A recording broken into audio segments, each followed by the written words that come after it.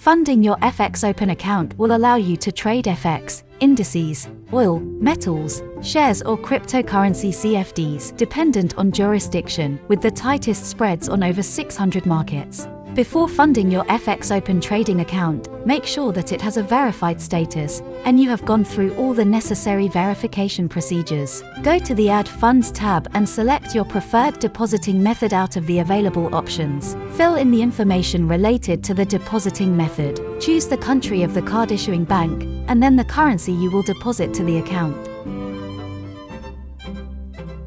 Next, choose the account you want to make the deposit to, the deposit currency, and the amount. Please only deposit funds from a bank account in the name of the FXOpen account holder.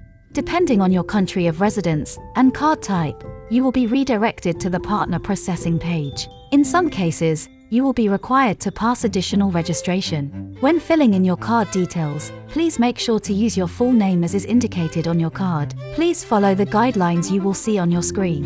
It is normal for the funds to be deposited to your FXOpen account within an hour's time, but often, the procedure only takes a few minutes. Once your funds have been deposited, you will receive a confirmation email from FXOpen. Your account status, your funds, and account operations are always visible in the client portal on your left.